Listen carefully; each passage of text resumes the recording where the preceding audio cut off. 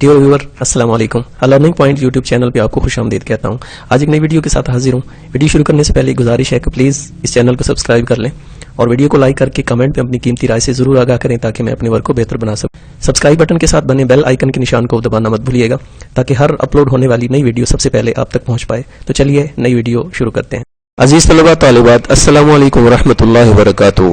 ہم پڑھ رہے ہیں مطالعہ پاکستان کا چھٹا باب تاریخ پاکستان حصہ دوم اور ہمارا آج کا ٹاپک ہے 1973 کے آئین کے اہم پہلو. اس طلباء طالبات 1973 کے آئین کی تیاری میں ذوالفقار علی بھٹو کا بہت بڑا کردار ہے. ذوالفقار علی بھٹو کو 1973 کے آئین کا مرکزی معمار سمجھا جاتا ہے. پاکستان میں ملک کے لیے پہلے متفقہ آئین کی تیاری میں ذوالفقار علی بھٹو کے کردار سے انکار نہیں کیا جا سکتا. 1973 کا آئین پاکستان کی تاریخ کا تیسرا آئین ہے. اس سے پہلے 1956 میں پہلا آئین بنایا گیا اور 1962 میں دوسرا آئین بنایا گیا اور اس کے بعد 1973 کا آئین تیسرا آئین تھا جو اس وقت ملک میں لاگو کیا گیا ہے. عزیز طلباء طالبات 1971 میں مشرقی پاکستان کی علیحدگی کے بعد 1972 میں ایک اسمبلی بنائی گئی اور اس اسمبلی کی بنیاد 1970 کے انتخابات پر رکھی گئی.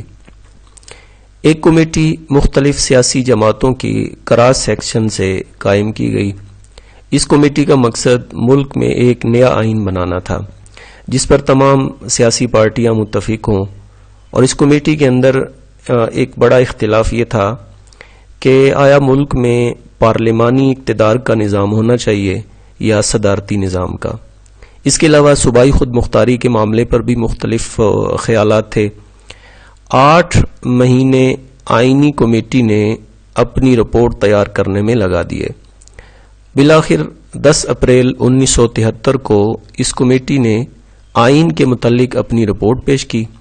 وفاقی اسمبلی میں اکثریت یعنی 135 مثبت ووٹوں کے ساتھ اس رپورٹ کو اس آئین کو منظور کر لیا گیا اور 14 اگست 1973 کو ملک کا تیسرا آئین پاکستان میں نافذ کر دیا گیا.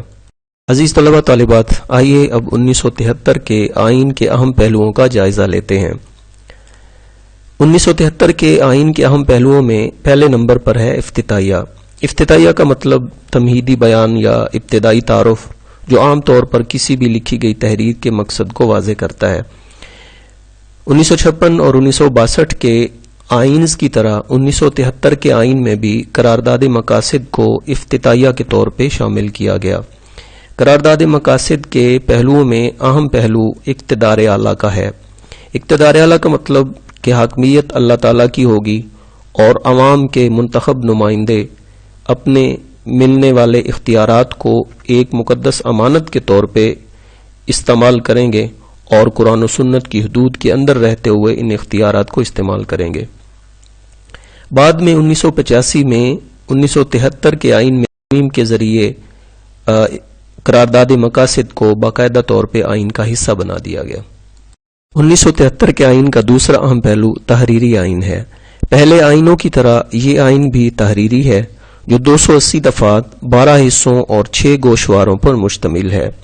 عزیز طلباء طالبات دفعات یعنی آرٹیکل اور قانون کے مطابق دفعات کسی بھی تحریر کا جز یا ایک حصہ ہوتا ہے جو ایک موضوع پر بحث کرتا ہے. اس کا دوسرا معنی کہ یہ ایک ایسا معاہدہ ہے جو ادارہ کو یا افراد کو قانون کے ساتھ جوڑ کر رکھتا ہے. اور حصہ کا مطلب یعنی آئین کے پارٹس. آئین کے پارٹس میں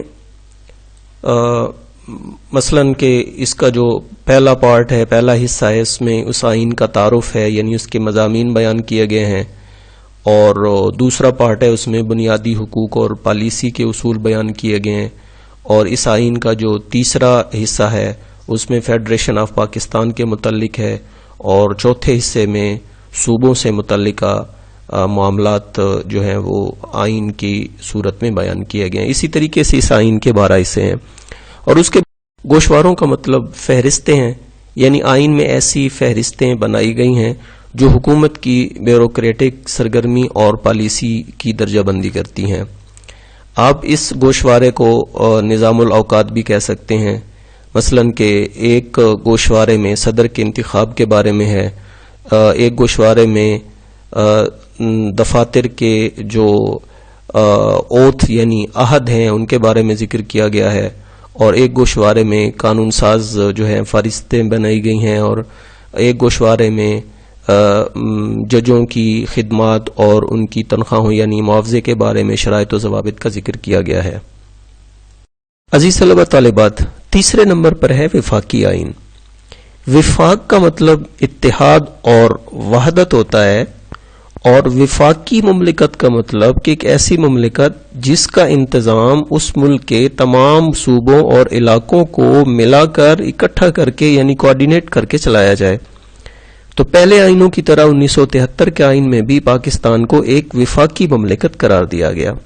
اس آئین کے تحت یہ وفاق پاکستان چاروں صوبوں، وفاقی دارالحکومت اور اس سے ملحقہ علاقے، وفاق کے زیر انتظام قبائلی علاقہ جات اور صوبوں سے ملحقہ قبائلی علاقوں پر مشتمل ہے۔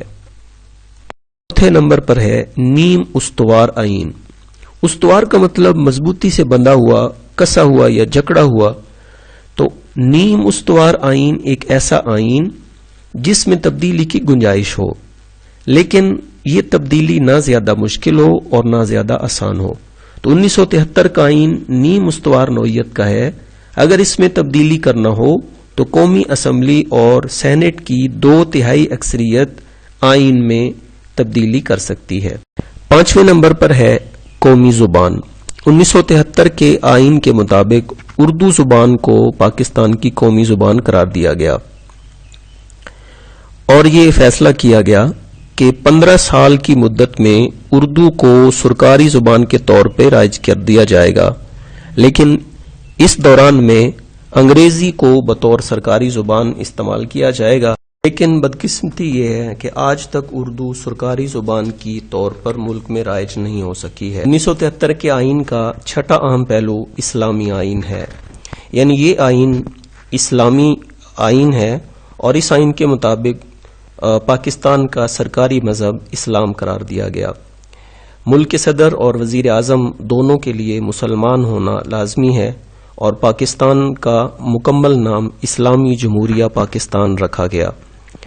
اس آئین کا مقصد شہریوں میں اسلامی زندگی کے طریقے کو ترویج دینا اور ملک سے سود کا خاتمہ کرنا، اور ملک کے اندر زکوٰۃ اور اوقاف کے محکمے کو شعبے کو منظم کرنا۔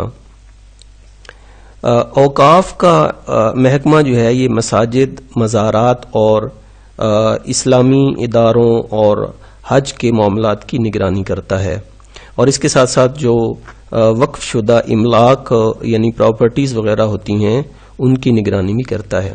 ساتویں نمبر پر ہے آزاد خود مختار عدلیہ۔ 1973 کے آئین میں عدالت کو آزادی کی ضمانت دی گئی۔ اس کے لیے یہ فیصلہ کیا گیا کہ ججوں کو معقول تنخواہ یعنی معاوضہ دیا جائے گا، اور ان کی ملازمت کا تحفظ بھی دیا جائے گا۔ عدلیہ کو انتظامیہ سے بالکل الگ کر دیا گیا، اور ججوں کے لیے یہ فیصلہ کیا گیا کہ وہ اپنے فرائض جو منصبی ہیں ان کو کسی خوف یا دباؤ سے آزاد ہو کر سر انجام دیں گے، یعنی ججز کے فیصلوں پر حکومت کے جو وزراء ہیں اور وہ اثر انداز نہیں ہو سکیں۔ 8ویں نمبر پر ہے پارلیمانی آئین۔ پارلیمانی آئین کا مطلب ایک ایسا آئین جو ملک کے اندر پارلیمنٹ یعنی قانون کی بالادستی کو تسلیم کرے۔ 1973 کے آئین کے تحت ملک کا سربراہ صدر اور حکومت کا سربراہ وزیر اعظم ہوگا، اور صدر کا انتخاب قومی اسمبلی اور سینٹ یعنی پارلیمنٹ اور چاروں صوبائی اسمبلیاں کریں گی، جبکہ وزیر اعظم کا انتخاب قومی اسمبلی کی اکثریت سے کیا جائے گا، اور قومی اسمبلی کی میعاد 5 سال مقرر کی گئی۔ 1973 کے آئین کے اہم پہلوؤں میں 9ویں نمبر پر ہے آئین کی بالادستی۔ آئین کی بالادستی کا مطلب یہ ہوگا کہ آئین کو فالو کرنا، آئین کی پاسداری کرنا ملک کے اندر ہر شخص پر لازمی ہوگی. کوئی بھی عہدیدار، کوئی وزیر یا مشیر، کوئی بڑا شخص بھی آئین کے خلاف کوئی کام نہیں کر سکے گا.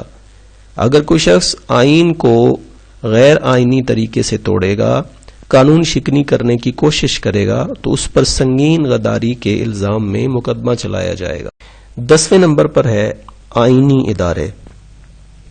1973 کے آئین میں مرکزی اور صوبائی مفادات اور معاملات کی تحفظ کے لیے آئین نے کئی ایک ادارے تشکیل دینے کا فیصلہ کیا.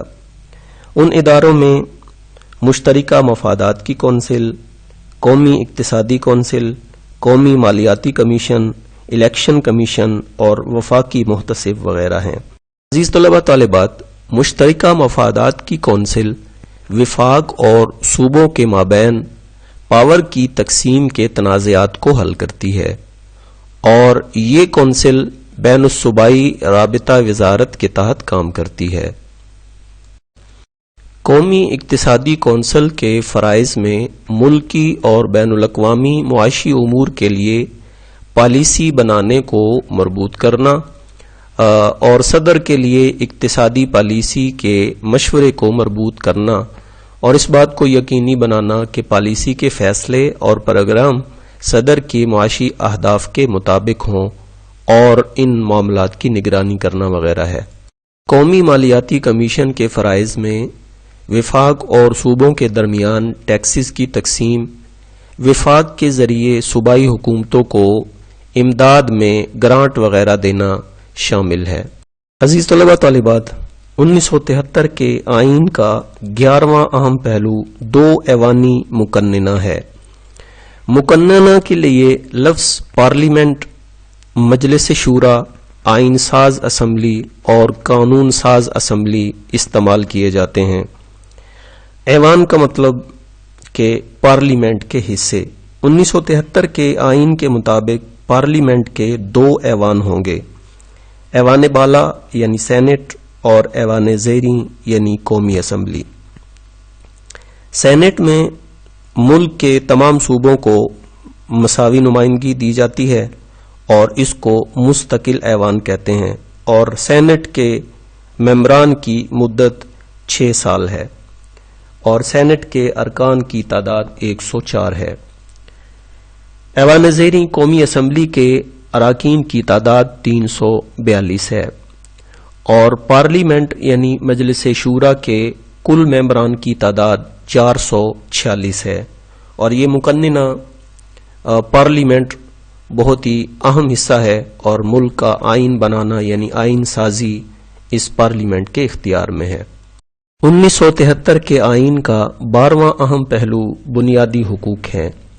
1973 کے آئین میں یقین دہانی کروائی گئی کہ پاکستان کے تمام شہریوں کو تمام بنیادی حقوق حاصل ہوں گے، یعنی بنیادی حقوق جان اور مال کا تحفظ، جائیداد رکھنے کا حق دینا، ملازمت کرنے کا حق وغیرہ بنیادی حقوق میں شامل ہیں. پارلیمنٹ اور صوبائی اسمبلیوں کو بنیادی حقوق کے منافی یعنی ان کے خلاف، ان کے اگینسٹ کوئی بھی قانون بنانے کی اجازت نہیں ہوگی. عزیز طلبہ طالبات، اس کے ساتھ ہی ہمارا آج کا سبق 1973 کے آئین کے اہم پہلو مکمل ہوا. مجھے امید ہے کہ آپ نے آج کے سبق کو اچھے طریقے سے ذہن نشین کر لیا ہوگا. ملتے ہیں انشاءاللہ اگلے سبق میں. السلام علیکم ورحمۃ اللہ وبرکاتہ.